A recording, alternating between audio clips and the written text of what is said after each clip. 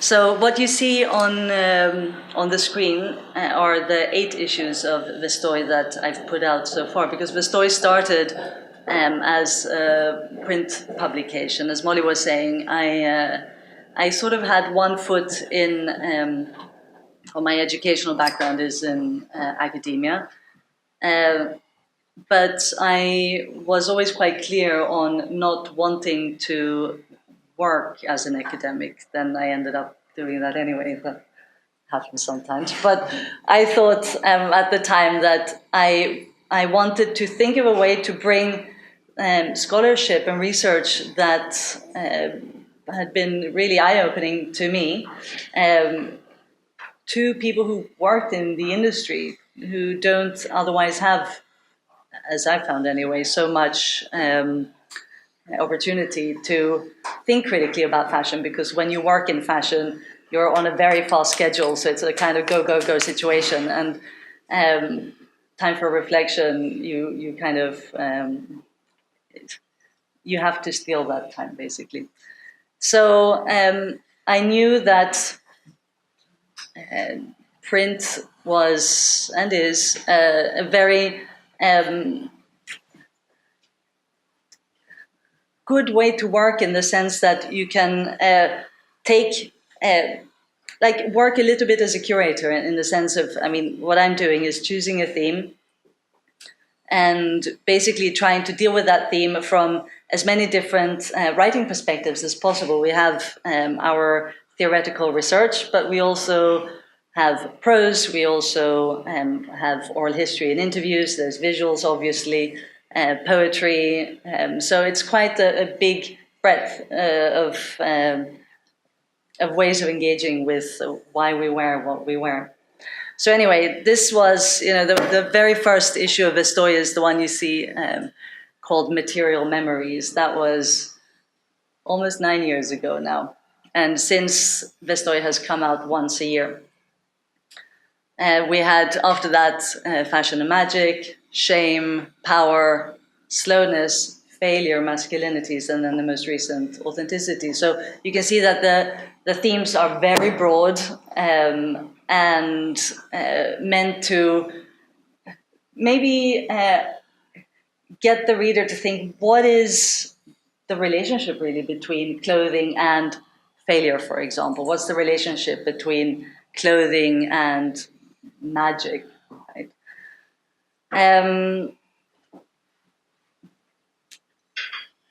Vestoj was also very much started as a reaction to what I found to be really, really the dearth of, like, smart, engaged, critical fashion writing. Because, I mean, I don't know if you have felt the same, but I suppose a little bit, going back to what Molly was saying earlier, I find that in fashion, I mean, you have fashion scholarship on one hand, fashion studies, which is a relatively new academic discipline. It's been around since around more or less the 1980s. And then you have the industry on you know, in another ivory tower, and these two, they don't really meet, unfortunately. I mean, why is something I keep thinking about, and not just me, but pretty much anyone who, like me, wants to build bridges between theory and practice. I am doing that a lot. Sorry, I'll move away a bit forward. I like to speak with my hands, so anyway. Don't move too far away. No. Record the audio. That's true. I'll be more controlled. Anyway, so So I started very much wanting to build these bridges, as I was saying to you guys earlier. So how to get people in the fashion industry to feel more comfortable reading more reflective, critical texts about fashion that didn't feel alienating, like theory often can feel if you don't know the jargon, if you don't engage with it on a daily basis. I mean, theoretical writing is a kind of language unto itself. I mean, I found when I graduated from my master's and didn't engage with critical reading and writing on a regular in a regular way, that I also lost the will to carry on reading. So, and at the same time, there is so much solid, good, relevant, interesting research happening. So I was thinking, and I'm still thinking very much about how to harness that and make it approachable, accessible. I mean, style-wise, for sure, but also how to package it, so Vestoj, I mean, it's changed its look over the years, but it's always been very important to make it a tactile publication, something that feels and looks beautiful. The paper needs to be good quality, the images have to be beautiful, the aesthetic has to speak to where we're at in terms of tastes at any given moment. No? It should feel like an object that you want to hang on to, keep, refer back to, keep on your bedside table. It shouldn't be too heavy or cumbersome, difficult to carry around. You should be able to put it in your bag and take it on the plane, or because that, I think, is a way to engage with the industry, for whom objecthood and print is still very important, much more so than online still. Anyway, I was saying to you that Vestoj, which, to answer Molly's previous question, means clothing in Esperanto. I don't know if you guys are familiar with that language, but it was a kind of, I guess it's fair to say, failed-ish ideological project in terms of, becoming a world language to replace English. Anyway, that obviously didn't happen. But I liked very much the ideological aspect of the Esperanto project, and also that the word kind of sort of touches on vestuario, vestiaire, so clothing-related terms in lots of different languages, but also isn't a word that you hear or see really anywhere else. Although I've now, Vestoj has an Instagram account, and I've noticed that it's way more used, the word, than I ever thought was possible. There's some very weird stuff that crops up if you put hashtag Vestoj into Instagram. But anyway, that's 10 years later. I didn't know at the time. But also Vestoj, so I was saying, I put these two images up on the screen. This is a spread from Vestoj on shame. Because I think it speaks to the reason really that what I was trying to react to, I suppose, when I started Vestoj. All the things that I thought were wrong with the industry and with conventional fashion magazines, and all the things I wanted Vestoj to do differently. As you already heard, Vestoj has no advertising, neither online or the publication, and that has been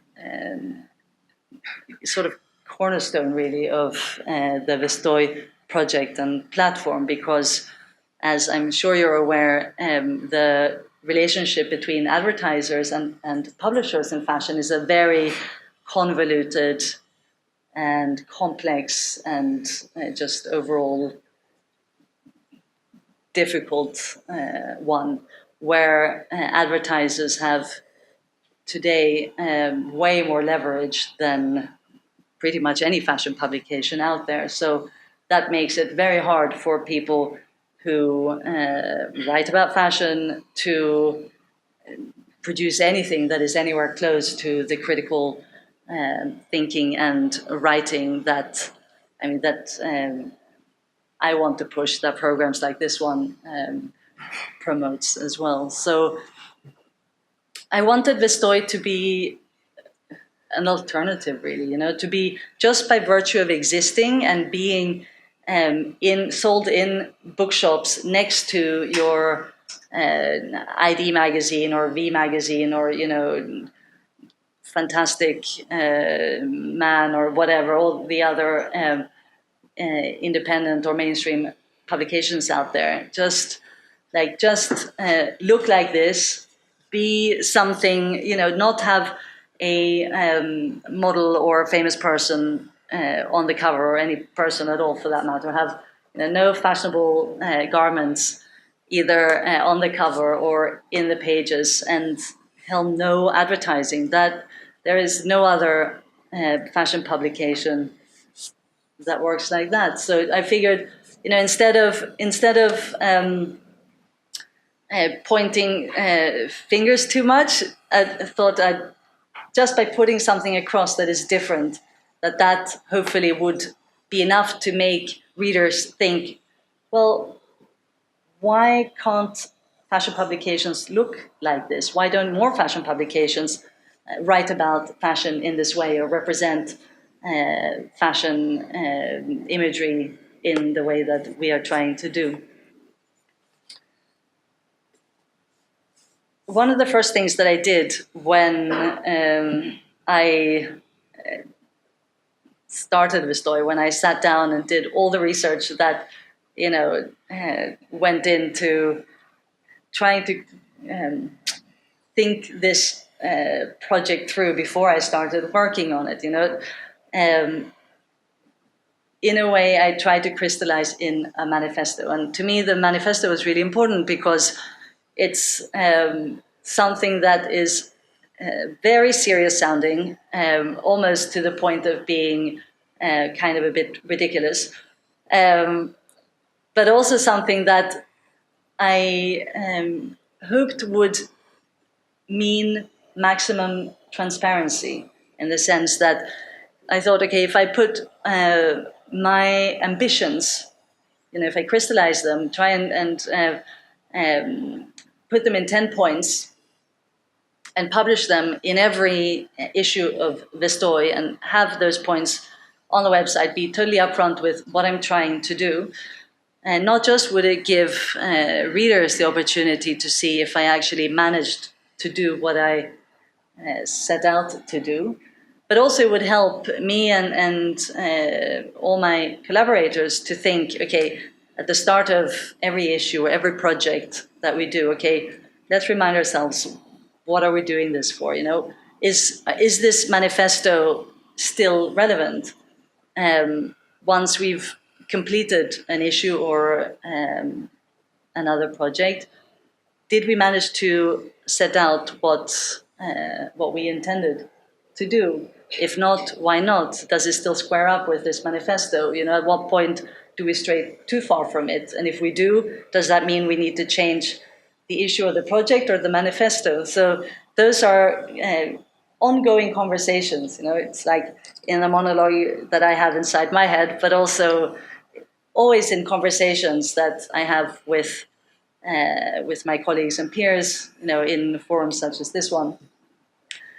So the manifesto, I don't know how good your eyesight is, but you can. There are a couple of points I think that are particularly important. We already talked about point number 8, which is the one that says that advertising is forbidden, in a very square, militant kind of way. There's my personal favorite still, I think, is point number 6, which says that everything shall be questioned, nothing is holy. We must always ask why. I suppose it's not too far from the so what that Molly was talking about earlier, but I think for me personally, and then that comes across, I think, in all the work that I do, this element of questioning is extremely important. It means not just questioning the fashion industry or the academic world, or one particular initiative within the industry or academia, but also questioning ourselves, obviously. Questioning, for me, questioning my own work, for you, questioning my work, for you, hopefully, also looking critically at your own work and practice. No.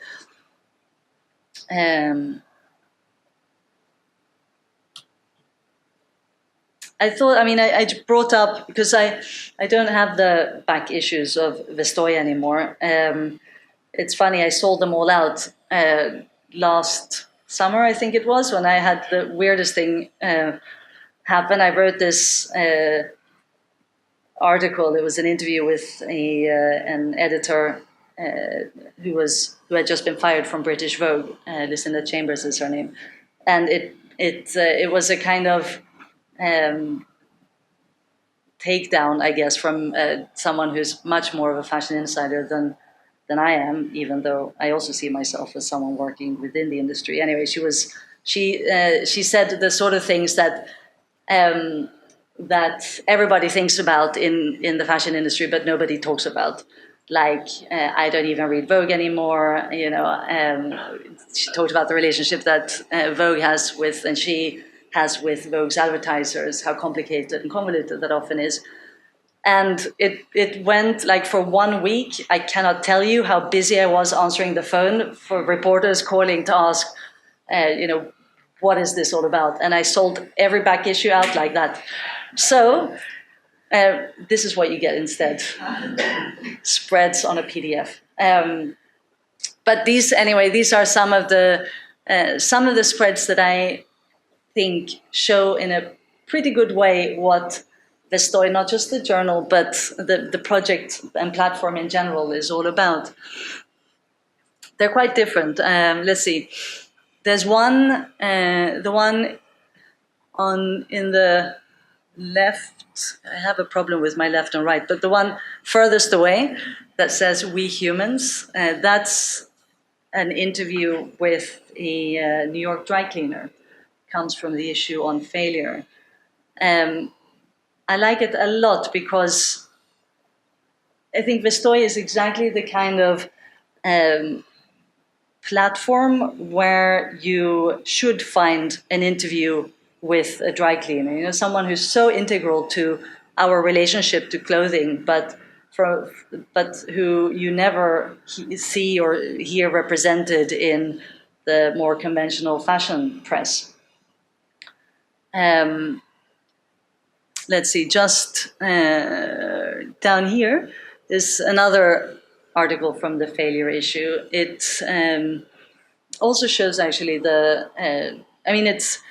it's a pretty good juxtaposition between the text. Was a text from, I think, the mid-19th century. It was written by, so it's an archival text written by a British doctor who worked at a mental institution at the time, and who was writing about how to use clothing or how to encourage patients within his institution to think differently about their own self-presentation, and through that help them have a healthier relationship to themselves. So he was talking about, how does it change a patient to wear clean clothes, to look after and have mended clothes always. So, that text we juxtaposed with a series of images that were taken in, obviously contemporary images from an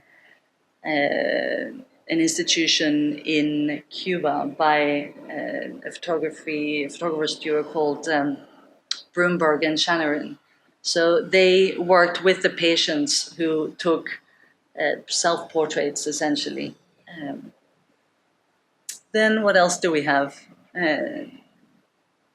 The piece right up in the right-hand corner is another archival piece. That was from our issue on masculinities. It's, again, an archival text. I think this one was from the 18th century. That's a pretty wide berth, I know, but I can't remember the exact year. It's written about Chinese dandies. So it's written by a Western traveler in China observing what Chinese dandies looked like, how they dressed at the time.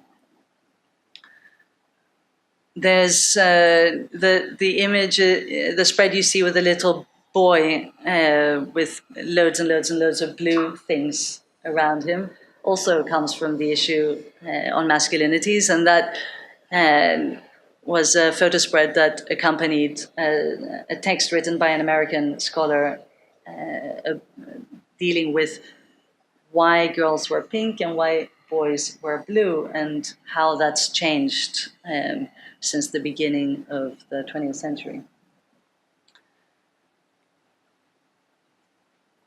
What you see now, that's, I mean, it's, yeah, as you can see, this is a screenshot from Vestoj online, which obviously has a lot in common in terms of tone and style and overall perspective on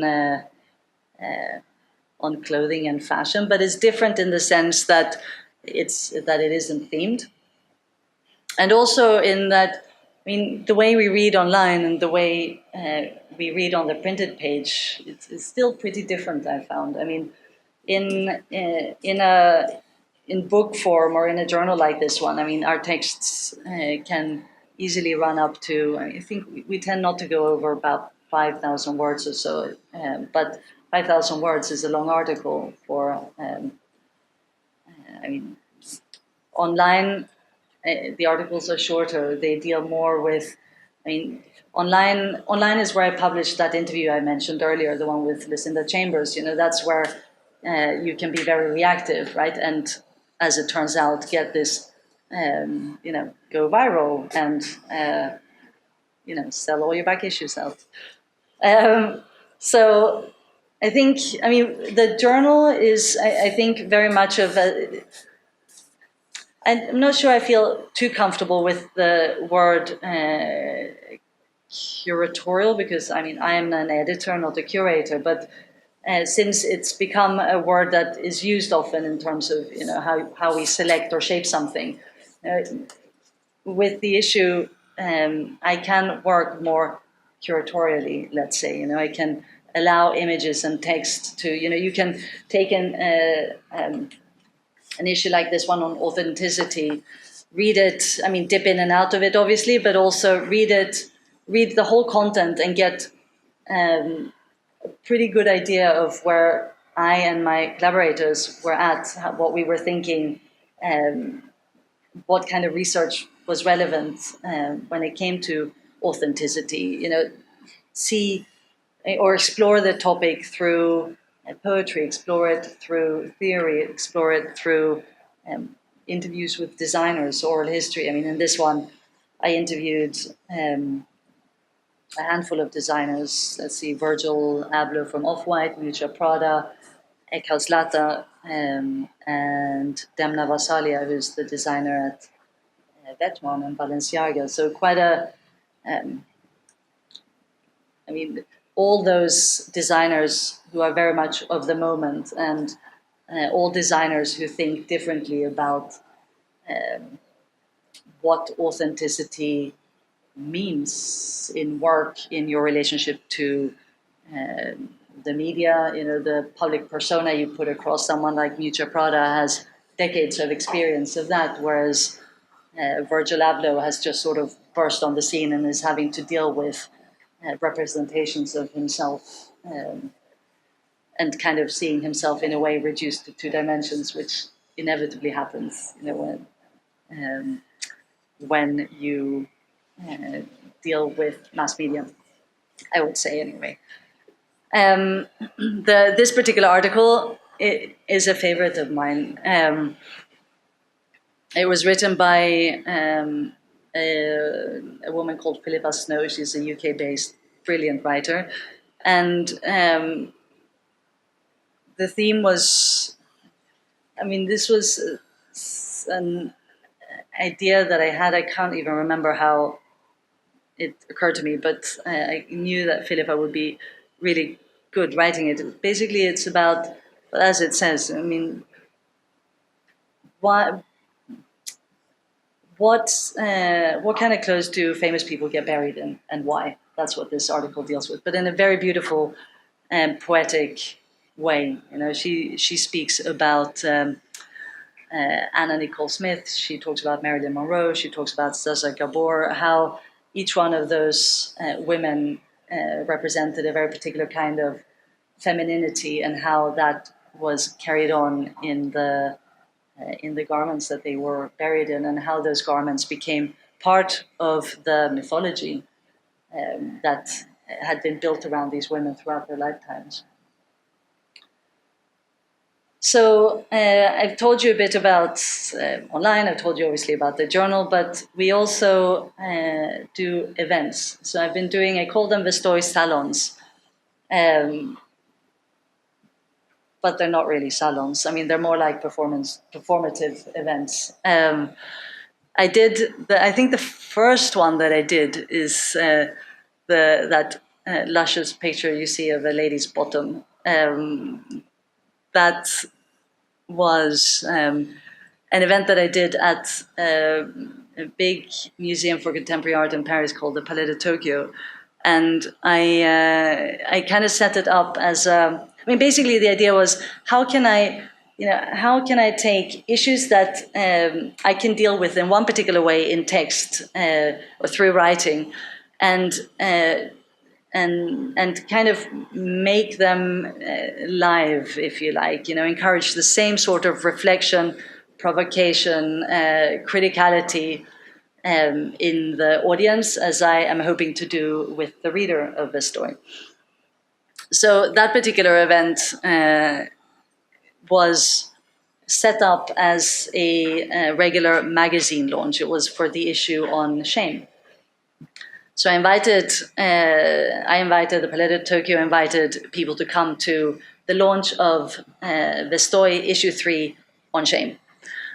But then, so when you came into the space, you would see, it would be, your regular magazine launch. I'm sure you've been to 1,000 of them. There's a DJ, there are some drinks, like we will go on to have in the next room, some beer and some wine, and you have a DJ, and you mill around a bit, and then you take, your free copy, which you will not have any free copies. I'm hoping you'll help me fund the next issue of the story.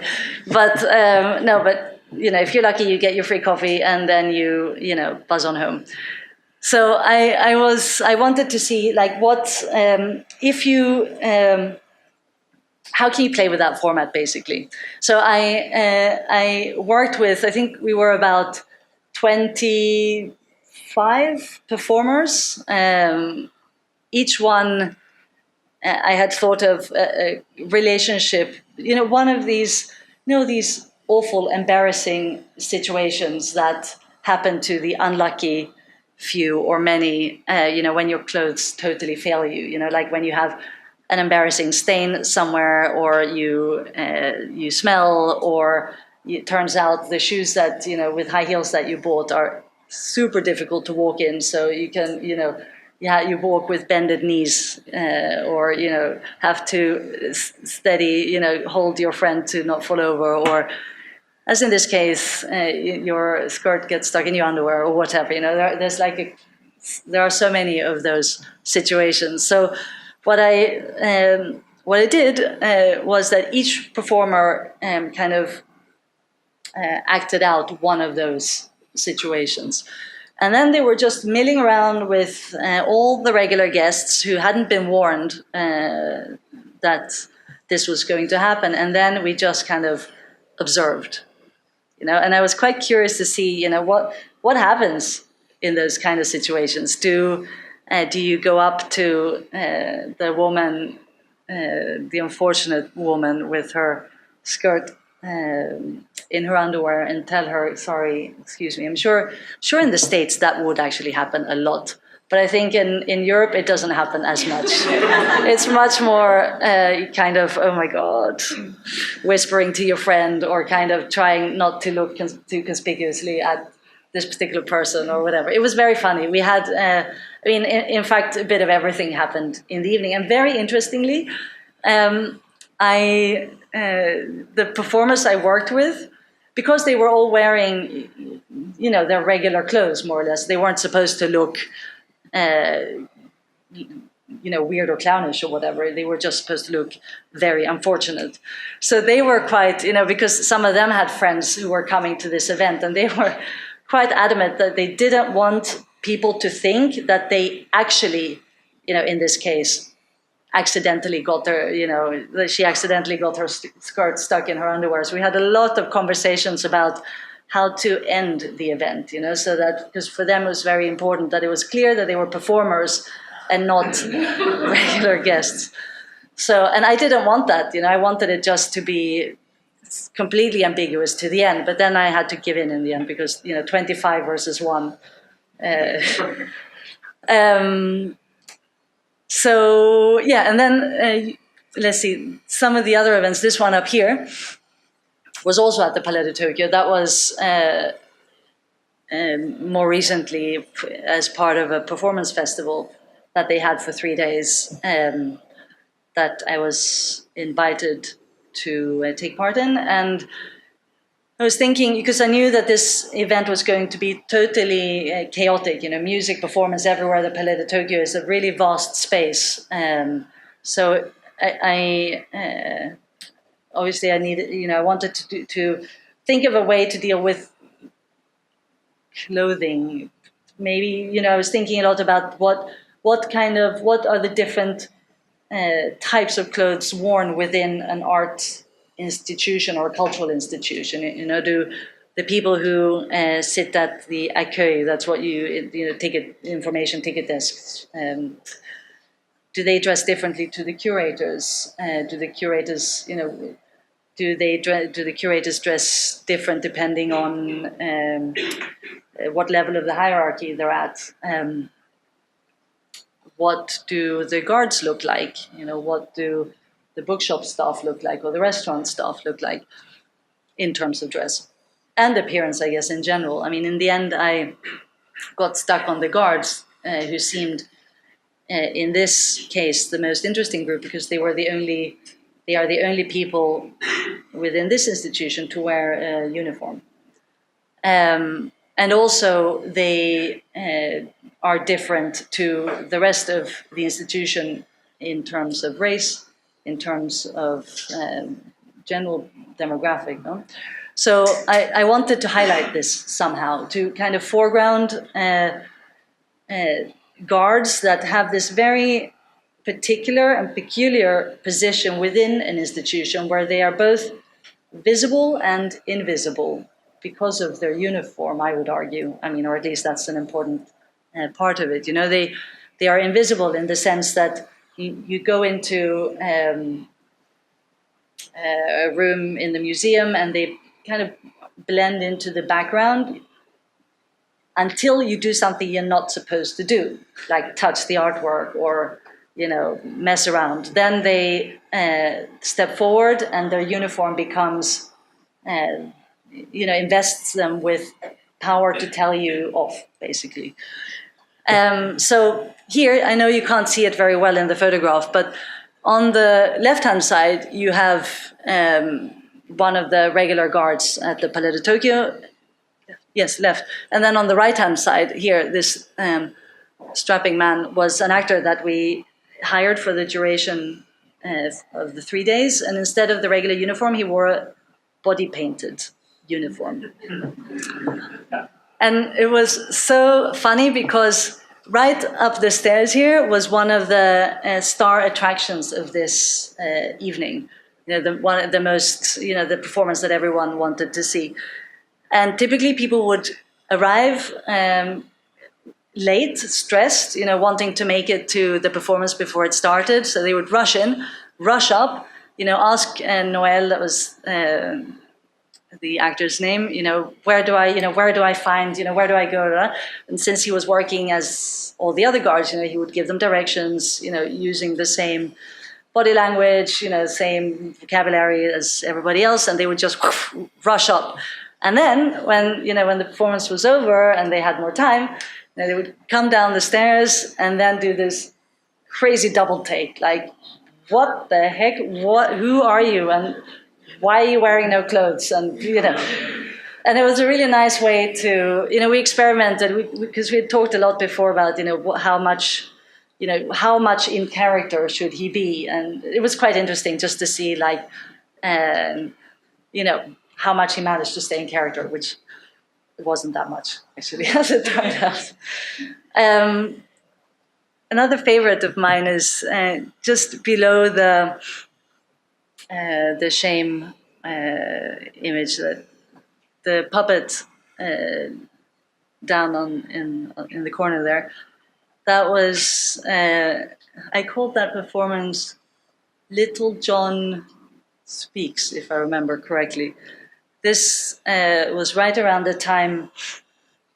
I think the issue of Vestoj at that time was on power, and it was right around the time that, I don't know if you remember, John Galliano was embroiled in this big scandal a number of years ago, where he got awfully drunk in a Paris bar and verbally assaulted a couple with anti-Semitic slurs. Was fired from Dior and then went into kind of fashion hinterland for a few years, and then he came back. And this coming back, I was really interested in, because the coming back was it meant that he went on a kind of global apology tour. Basically, he was on the American chat show Charlie Rose, who's now also been disgraced, curiously, a few years later. But at the time, he was still the sort of able to play this good cop, bad cop, part of Familia's sort of character with John Galliano, who was very contrite and very, everything about his appearance. As a fashion designer or at Dior, he was always this incredibly flamboyant person. After every catwalk show, he would appear in costume and do a kind of victory lap, and he was really known to be sort of old school fashion designer, let's say, fashion designer as we want to see them on, in the movies or whatever. But during this interview and all the other interviews that he gave around that time, his public persona, it must have gone through so many different layers of, PR and opinion polls and whatnot, to come across in the right way, and by right, I mean a way that made him acceptable again by, and this is what I was interested in really, like by whom, by the general public, who was he asking forgiveness for exactly, was a key question for me. And the whole palaver really was a really good way to look at power structures within the fashion industry. Is the person you think has the power actually the one that does have the power? Who pulls who pulls the strings? It's a bit heavy-handed with a puppet, but still, what I did was I took the interview that Galliano gave on Charlie Rose, edited it to kind of highlight the funniest and most absurd parts of it, and then kind of restaged it as the Charlene Rose show, and had Galliano more like as the old school Galliano. He's dressed here as Napoleon, which was a costume that he actually wore after one of his catwalks, and so Charlene Rose is grilling Little John. Anyway, it was very fun. It was very funny, and it was a great way. And I think the first way I worked properly with a script with actors. We had you can't see it very well, but it was like a big life-size puppet theater that they were sitting in. Anyway, lastly, I wanted to tell you about another ongoing Vestoj salon that's very dear to me. It's a storytelling salon. I've done two so far. One was done in Paris with a foundation called the Fondation Galeries Lafayette. So that comes from the Galeries Lafayette department stores. And one was done here in New York at PS1. And the concept was to work with people, with fashion professionals, but people who are in the background, not the stars or the spokespeople of the industry, the ones who you would read about in all those magazines I mentioned earlier, but the ones who operate more behind the scenes, who sort of in a way make it, kind of make the fashion industry happen. Then in the end, I also knew I had to have some that were a little bit more starry type, because that attracts people. So it became a kind of mixture between the two. But the idea was to get. I worked with each person to select a piece of clothing that they felt had been particularly important to them at a particular moment in their lives. So kind of, if a garment could change your life in any way, by accident or by design, what garment would that be, and what is the story? What was that moment in your life? And so, for the duration of a day, both in Paris and here in New York, these 6 storytellers were different each time, told these very personal, intimate stories to small groups of audience members. I think we were maybe 20, 25 people or so at a time, and then it was ongoing throughout the day. And people would be, each person we made a sort of simple set that related to each of their stories, but the idea was that the audience and the storytellers be, closer to one another than what I am to you now, so close that you could basically feel, you get spat on by mistake. And that you would hear a side to these people, and that they would allow themselves to be open and to be vulnerable in a way that never happens really in your glossy magazines. So here you have, up here was Patricia Field. She's the made all the costumes for Sex and the City and The Devil Wears Prada, and so down in the corner there is Dapper Dan. Both of these were storytellers here in New York. In Paris, I'll tell you one story fast to give you a kind of idea of the stories that I was after in Paris. I don't know if you know this lady who's become quite the celebrity within the fashion world. Her name is Michelle Lamy. She's the partner of the designer Rick Owens. So this was a few years ago. She was a little less high profile then, but still a very wild kind of character. She's someone who just comes into a room and sort of usurps the air or something, kind of takes over. Her smell, her body language, she's small and a bit crooked and very wrinkly and tanned, and smells very strongly of something exotic and hard to place, and obviously only wears Rick Owens, and Comme des Garçons, and always the weirdest outfits, that would be straight off the catwalk, that nobody else would really dream to wear. And so she's a sight to behold. That's what I'm trying to put across. And she told a story about a dress that Rick, her partner, her husband, made for her when they were first getting to know each other. So this was back in the, I think, late 80s, early 90s in Los Angeles. And at the time, she was a fashion designer and he was her pattern cutter, so employee. She was married at the time. She had a young baby. He was gay. She's much older than him. There were so many. She was his boss. So many layers of do not go there. And despite all of that, they had this instant attraction. But then, because of all of that, they also couldn't act on it or admit it to one another, or maybe even to themselves. But one day, Rick, he made this dress for Michelle. He took it on himself to make something that he thought she would love and look beautiful in. And he took it to her. And as she told the story, in giving her this dress, it allowed the both of them to kind of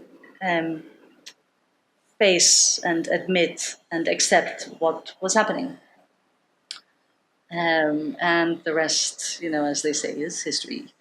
So those were the kind of stories, and these stories, they would be Michelle, Dabberdan and Patricia Field and all the other storytellers, they would be telling these stories again and again and again throughout this one day, and the stories, they change and they evolve.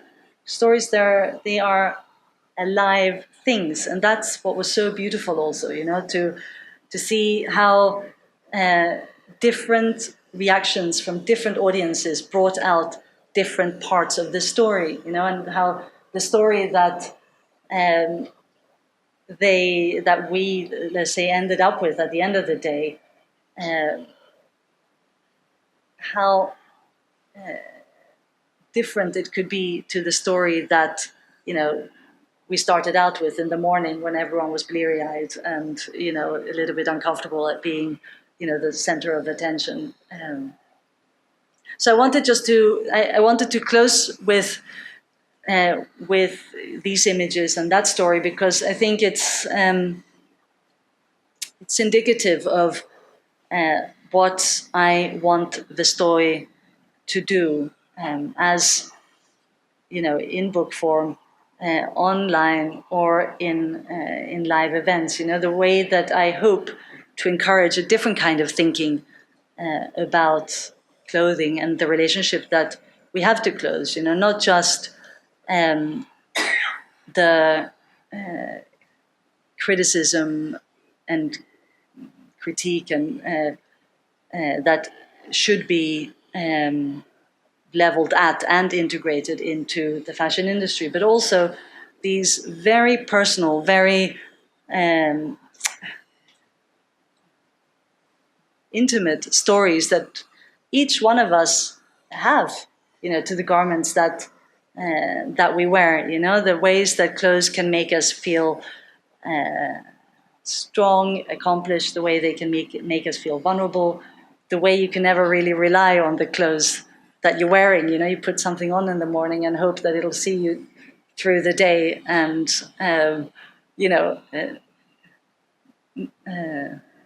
yeah, this is Vestoj, basically, a kind of mixture between the most personal and the most intimate and the most rigorous and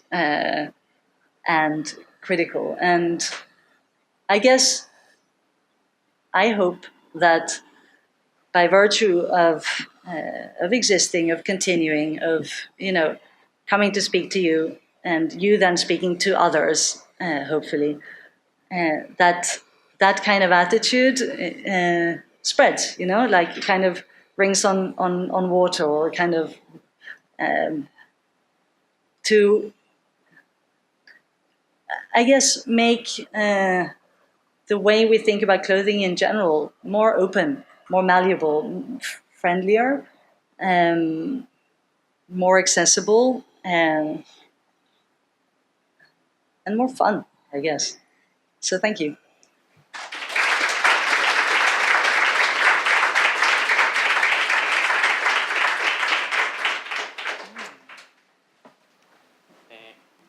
Thank you. We have time for a few questions, and then we'll grab some drinks. So does anyone have any questions?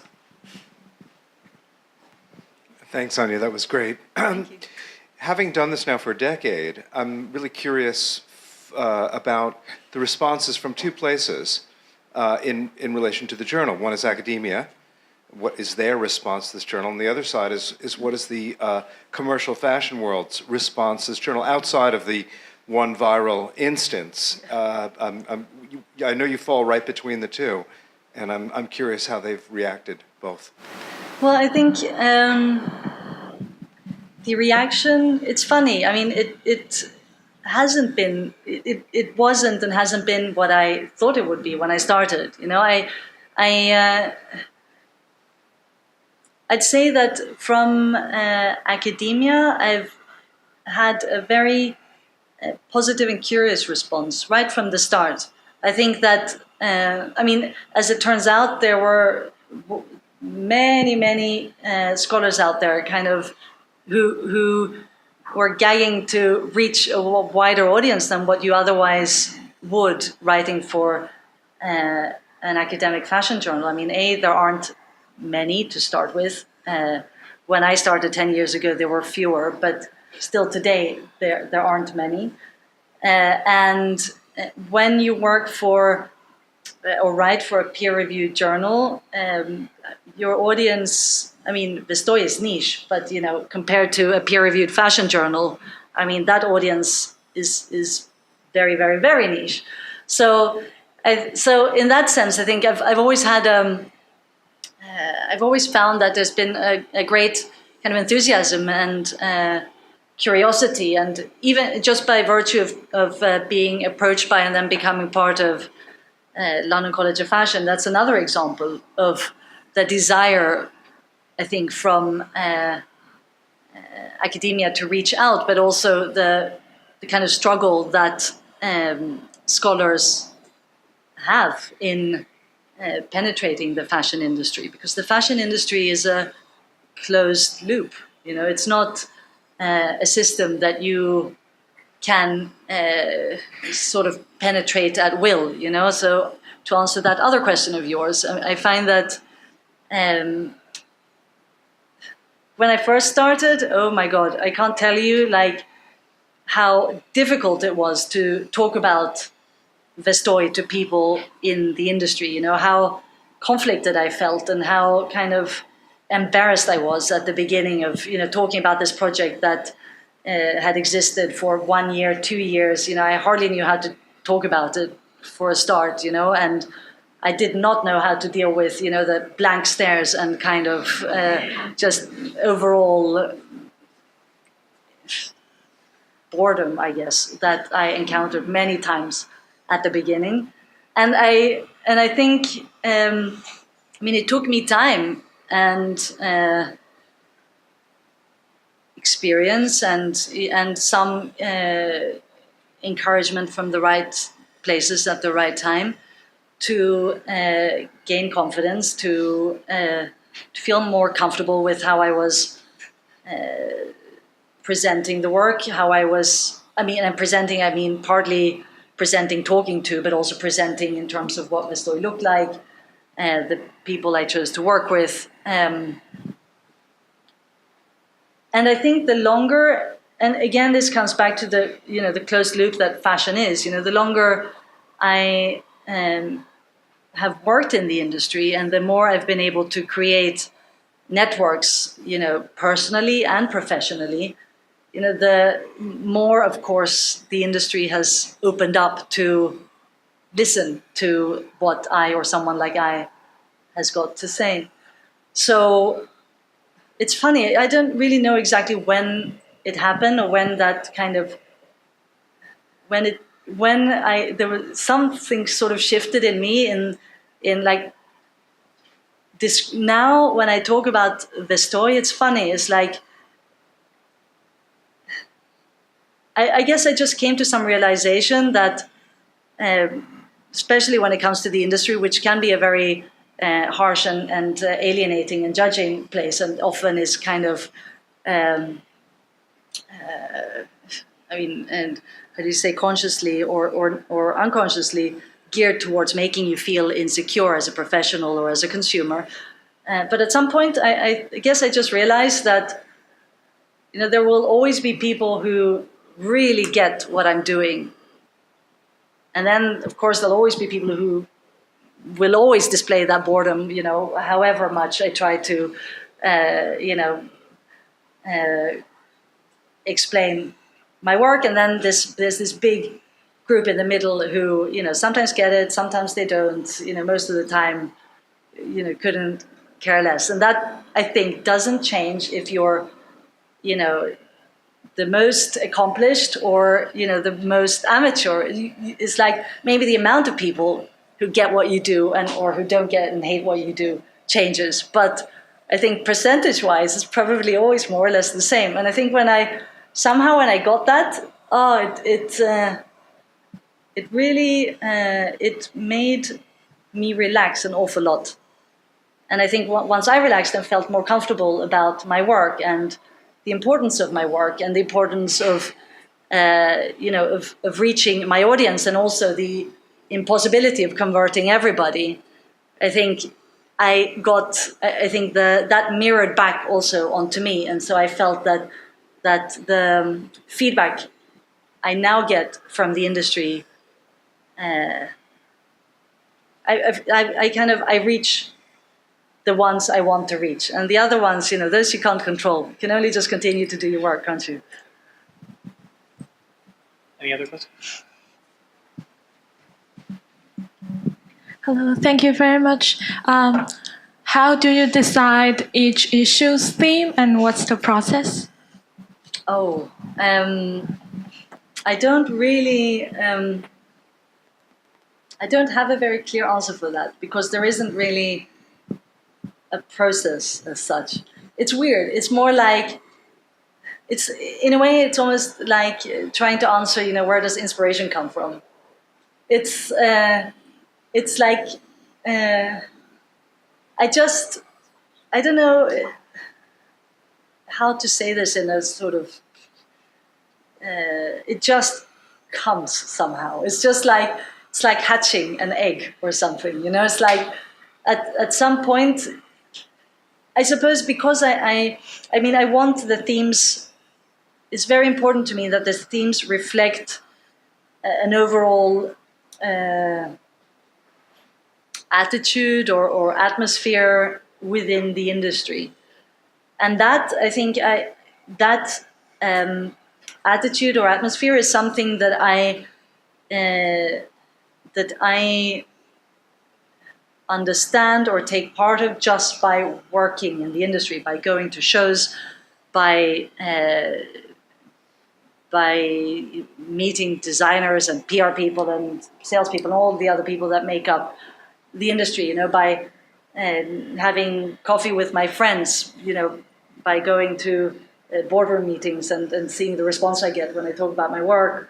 But very much, I think, for me, is going to fashion shows, and it's not about seeing. For me, it's never been about seeing the clothes on the catwalk. I hardly remember the clothes on the catwalk, if I'm perfectly honest. I just look at people, I listen to what people are saying before the show starts. I look at what people are wearing outside of the shows, how they present themselves. I notice what I feel myself when I go to a show, when am I intimidated? Why? What do I want to wear to a show and why? I try to analyze my own reactions or think about, because I'm a part of the industry as much as the next person. So I think, well, if I feel or think this or that, it's probably a more or less accurate reflection of what a lot of people are feeling and thinking or feeling insecure about or feeling good about or whatever. So I think I'd say that the themes, they are, I try and somehow tap into what, like lick my finger and put it in the air and try and see where the wind is blowing. And then I try and put some word to that, and that word becomes the theme. Okay, we have a question in the back. Hi, I just wanted to see your thoughts on, from my perspective, also trying to merge, like you said, both ends, the critical and the very commercial. And I just wanted to see your thoughts on the commercial magazines. We're talking Vogue, W, all of these. What do you have any thoughts or ideas on if there is a future for these magazines? Many are going out of business. They're not relevant. Consumers are consuming magazines online. Is there a future for, or what that looks like for commercial magazines, printed commercial magazines? Oh gosh, I mean, I think if I had an answer to that, I would be making a lot of money speaking to a group of CEOs at the moment. But I think, well, I mean, I can only speak from my experience, obviously. Like I know what the readers of Vestoj like about Vestoj, you know. So, I mean, I imagine that. I mean, okay. So to answer my own question, there, I think that Vestoj makes sense because it's niche, because it has a small print run, you know, because it's something like it's how do you say a reference work, you know, something you're meant to keep and you know in your how do you say on your bookshelf or on your coffee table if you want to you know signal with it a bit more, you know how smart you are and all the rest of it. You know, it looks beautiful. It makes you look smart if you you know if you carry it around on the subway. So all of those things are things that your you know Mary Claire or your Elle or whatever they don't do. You know, it's more a bit sort of embarrassing, I guess, to read you know, a Mary Claire or something, probably for all of us here in this room, I would guess. I mean, I think, yeah, what is, I mean, I don't know. I haven't bought a fashion magazine in like years and years and years.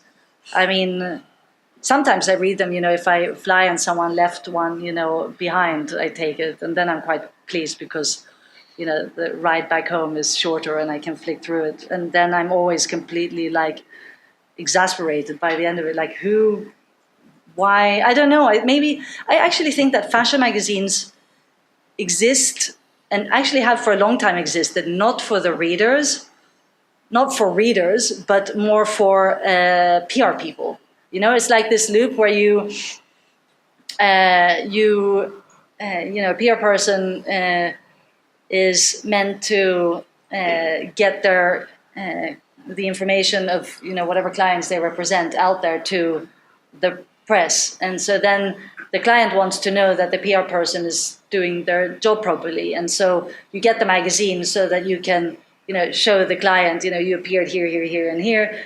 These are your advertisements. You know, it's like again, it's almost as if it's something that exists and has relevance only for other people within the industry. And now, when there are so many other ways for brands to communicate, that even that closed loop is less relevant. So, I mean, I imagine that, you know, Vestoj comes out once a year. You know, you don't need a magazine every month because, you know, how many articles about, I don't know, spring khaki and orgasms, you know, can you read it, you know, it's like the same article that gets every autumn. It's like the same stuff. Every spring, it's the same stuff that gets written about. People, I mean, we're smarter than that. So I imagine that magazines will probably go more towards something that is more expensive, that feels more exclusive, something you want to keep, you know, something that where the paper quality is much more tactile and beautiful, and that they will become objects more than you know the kind of throwaway magazines that we have come of age with.